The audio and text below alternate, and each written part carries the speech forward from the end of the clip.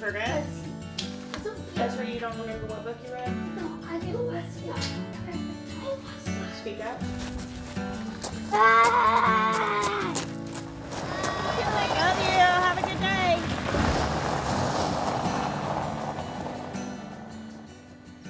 Good morning, guys. What's up? Welcome back to Roots and Refuge Farm. My name is Jess. Now, normally, this is what I do. I hold a camera and I open a door and share a seat at the table of my life with you. But this can be a little bit difficult, you know, sometimes trying to be present, trying to get work done, trying to tell a good story. It's hard when you're also trying to be a cameraman and a producer and a director all in one. I'm gonna hand this off to these guys and I'm just gonna live my life.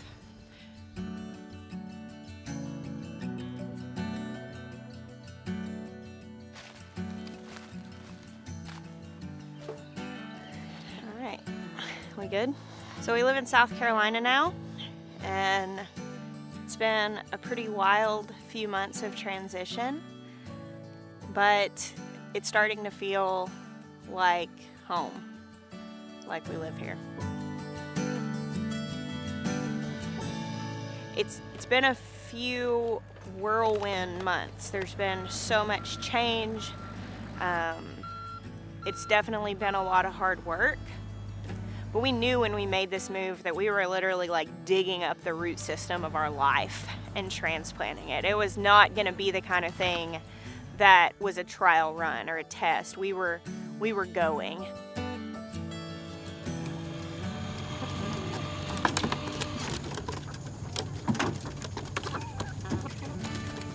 It's a really interesting dynamic when you're a content creator and a homesteader. Because the very nature of homesteading is simplicity, slowing down, unplugging. Ladies, did you give me any eggs this morning?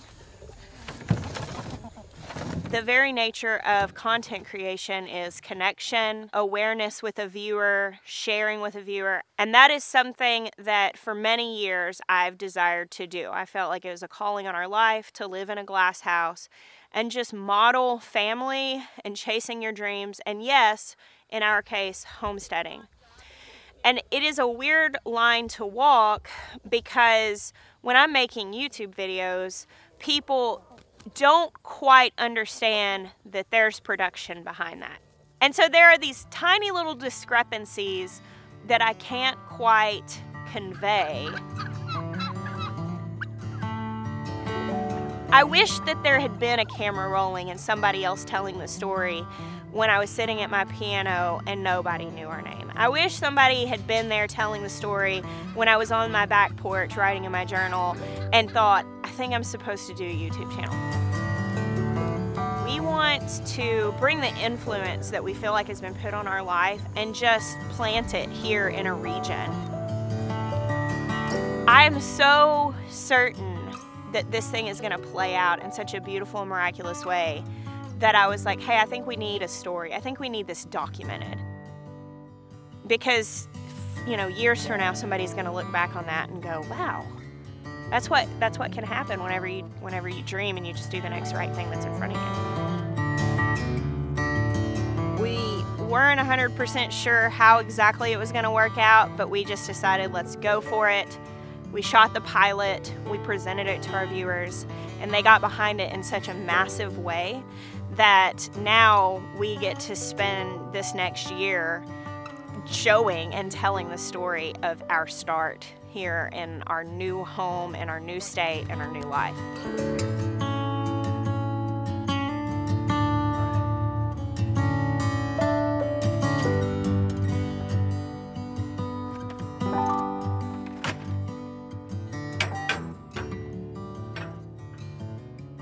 I pretty much handle our media, and so people really see a lot of me, but our farm would not happen if it weren't for Jeremiah.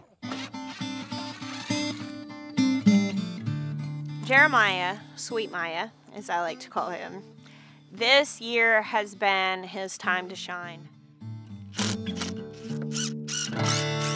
He is brilliant when it comes to infrastructure and order and getting things right. He's just very good at doing things in excellence.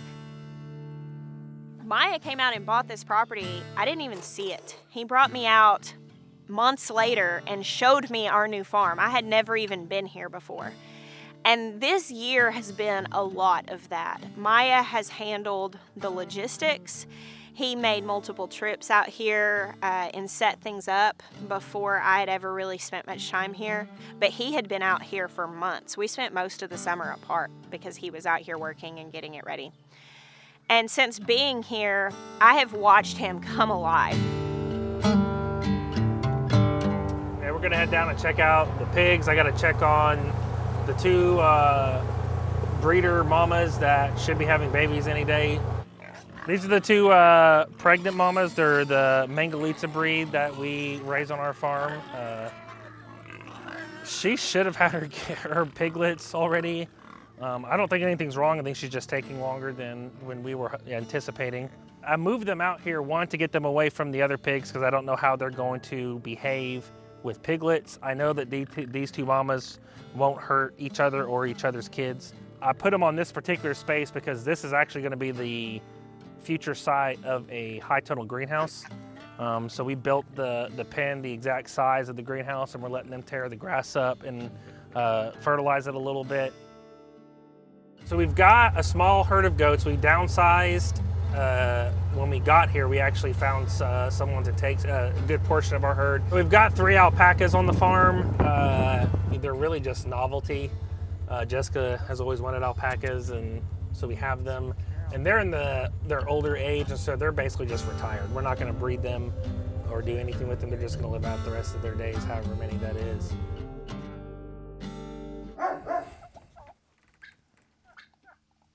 You better quit. He's probably not going to stop. All right, the turkeys mostly have just been free ranging, but they're not hurting for food with this much acreage. There's lots of grass and stuff to peck through and bugs to eat, so they're doing fine. At some point, I'll probably get something like a mobile turkey house that I can move around and keep them contained within like a mobile netting.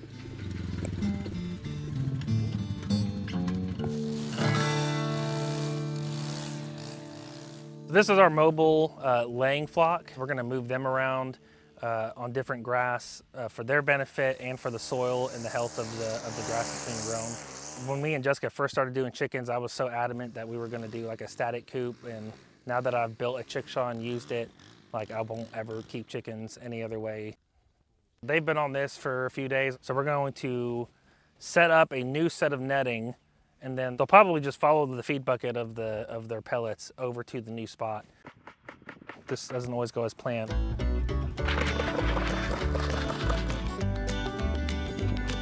We got some of them. Come on, ladies. Come on down.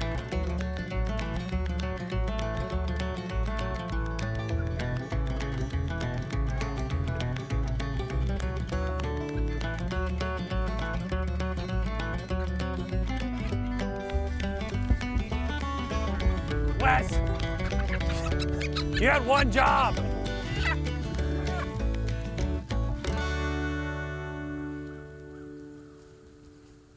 That should have been a lot simpler than it was. Now they're all safely in their new spot. Next time I will definitely remember to shut the door off, because now I'm sweaty.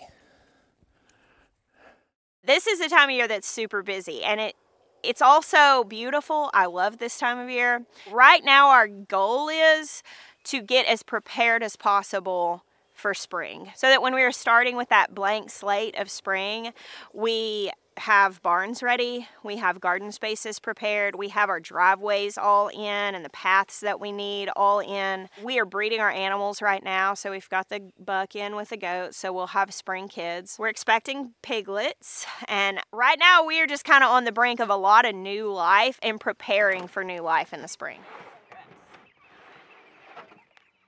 We did decide to do one more round of meat chickens. It's nicer to do that when it's cool outside versus doing it in the very heat of the summer. So we usually do that in spring and fall. Now we have these birds on grass, and we will be moving them in these electric netting fences. and we'll move them every couple of days to new grass. They're powered by solar panels, and that makes them super mobile because we don't have to worry about where we're going to plug them in. And obviously that's also energy efficient because we're not having to pay for power. By moving them every day, we are growing our birds. They're able to forage, they're able to eat grass and insects, which makes for healthy, happy birds. And also we are growing our grass. So on a regenerative farm, your grass is one of your greatest commodities. Your grass and your soil, keeping those healthy, means that everything else on your farm is going to be able to thrive on that grass and in that soil. And by moving these birds every couple days, they're fertilizing it, and the grass that they leave behind is going to be super lush. So this is really the first big food producing move we're making after getting to South Carolina. One of the things that's so valuable to me about what we do is being able to be involved from the very beginning with the meat that we're going to consume. And we have people ask us all the time, how, as an animal lover, are you able to raise something, care for it, look it in its eye, and then use it for meat? And I do that whole process because I am an animal lover, because to me, there's so much more kindness in taking an interest in actually caring for something from this stage rather than just consuming it whenever that's the need that you have. So for me, if I wasn't going to take this level of responsibility, I just wouldn't eat meat. Now, these birds right now just came out of a brooder, and so they look kind of sad, you know, they look really wet. They've never had a need biologically to grow full feathers. But the thing is, we're now introducing them at 2 weeks old to the grass, where they're going to live out in the sunshine, eating bugs and scratching around on new grass every day. And they'll feather out, they'll move, they'll walk, and they'll live a healthy life. Whereas battery-raised birds would stay looking like this or worse until the day that they die for someone to eat. So this, to me, this is kindness. This is loving animals. And it is hard, it's costly, but, you know, a lot of times the things that are worthwhile, they cost something.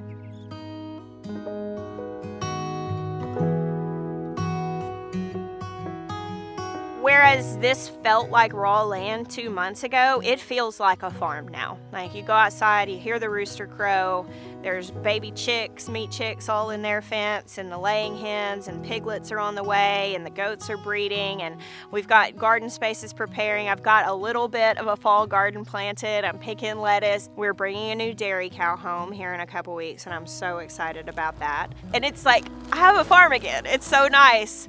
And every single week we knock these projects off the list that make it more and more of a farm.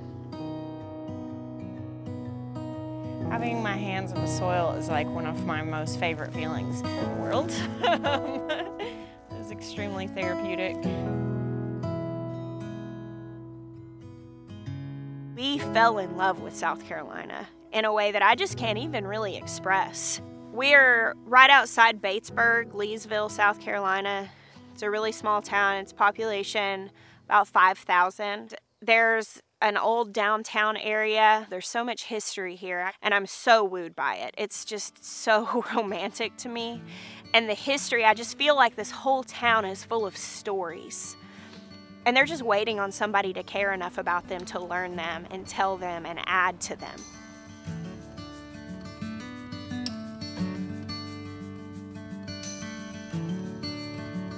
Jeremiah? I'm Jessica Sowards. It's nice to meet you. And where Jessica? Arkansas. From the very beginning of wanting to come to this area, we would drive down this little downtown area. It's just a couple of blocks, and we would see all these empty stores, and we would say, well, what would it look like for these to be full of life? And we know we want to own a coffee shop and a roasting company. We know we want to own a homesteading mercantile where people can come. But I don't just drive through here looking for where our dream's going to go. I imagine this whole place full of life and lots of dreams coming true here.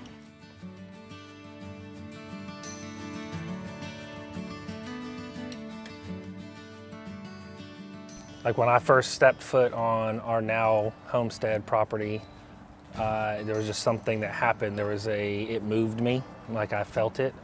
And so we pursued it, and we were able to, you know, obtain that portion of the dream. And so I think right now what we're waiting on is for that property to jump out and be like, okay, you know, it moved us, and then follow that through into realizing it. I see legacy as something that goes both ways.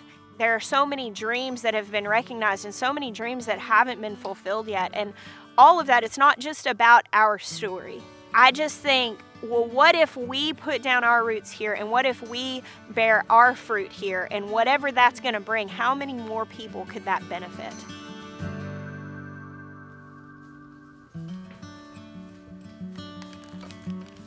You're filming me eat?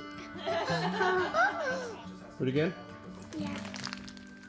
Gotta ration these things. One of our fundraising efforts in launching the pilot was that we decided to have an event. Justin called me one day and he said, "How do you feel about having people at your house?" I was like, "I love having people at my house." He's like, "How do you feel about having a couple hundred people at your house for an event next year at your new farm?" And I was like, "Oh," and I'm like, "Yeah, I think we could do that." And we start talking about it, and I see it instantly. I'm like, okay. There's nothing like having somebody over that makes you do the dishes. There's nothing like having somebody over that makes you get in the nooks and crannies and get things clean and go ahead and paint that thing you meant to and hang that picture you meant to. What a better way than to allow some of our faithful viewers and supporters to come over. So we're going to have a one-day event. Justin and Rebecca are going to come down. We're going to do like a Q&A panel with them. And yeah, we're going to have a bunch of people come and see our farm. So I'm hoping by next spring, when they come, it'll be ready to receive them. Yeah, this is kind of a sort of thing. I'm gonna put it back. This way.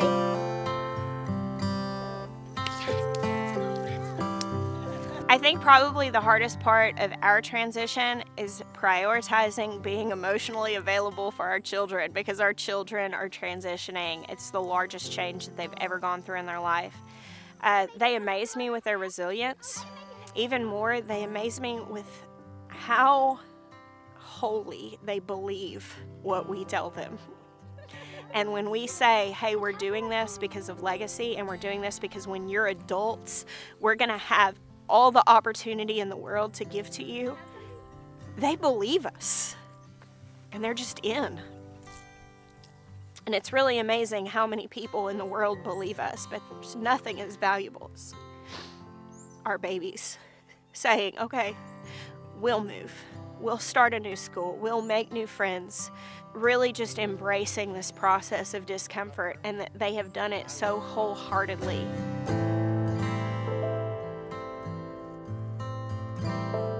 And they have chosen this with us. It's not something that they came along kicking and screaming. They have chosen it with excitement. They come home and say, isn't it going to be cool when we build this? Isn't it going to be cool when we have that? You know, my son Jackson, we're driving through town the other day. He's like, I am really ready for you to get a coffee shop open. Because he's like, it's going to be so cool. And they so believe us. And I don't think there's much that makes me feel more like we're doing it right than that. Their faith in us is extremely humbling. I am so happy. You want to kiss him? Sure. Wait, in the mouth? I can kiss give you a side. Here, kiss Okay. him. There you go. Kiss and release. There you go. There you go. That felt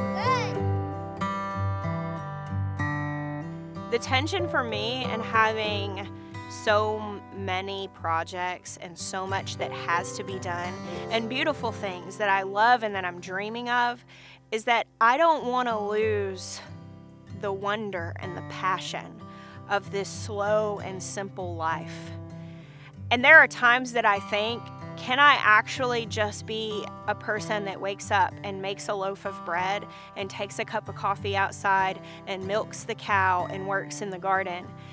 And it takes a determination that that little girl in me that desperately wanted a farm still gets to have a seat at the table, even when we build this long table for so many people to take a seat at. And while we're building this legacy, the thing more than anything that I have to keep at the forefront is that being wooed by this farm is what got us here in the first place. This being a desire and a passion is why we're holding it in our hands, and it cannot become about the work. We have to stay seated at the table. And that's hard. But as we dive off into the deep end of building this legacy, more than anything, I'm saying, Jess, don't forget to sit down.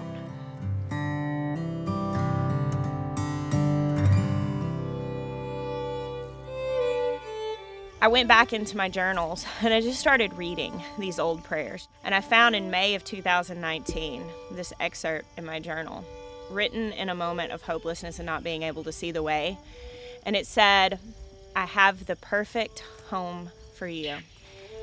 There's a pond there and an epic tree, and my peace will reside there." This has been such an overwhelming thing. But every time I start thinking, how are we going to work this out? How are we going to figure this out? I come and I sit right here in the swing. I don't have to figure out how to work it out. I just have to believe that it's going to be okay. And these dreams that are put in our heart and these things that we feel passionate about, I just have to live my life as if they're important and as if they're blessed and as if it is something that we're supposed to do, and keep first things first. You know, the tree and the pond, that's really not up to me to make that kind of thing happen. And I feel like all of the dreams that we have kind of fall in that category. Building this farm and our learning center and our reach and all the teaching we want to do, it's just the very same as this tree and this pond. I don't have to figure out how that stuff is going to happen. I just have to take care of what's right in front of me.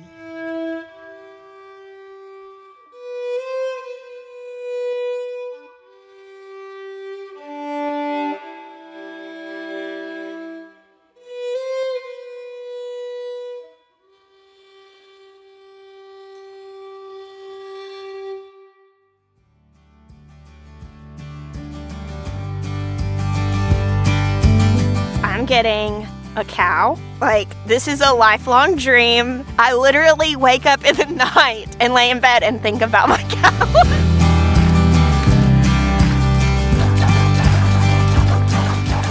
I've been making the same turkey recipe for several years now, and it's one of those things, if it ain't broke, don't fix it.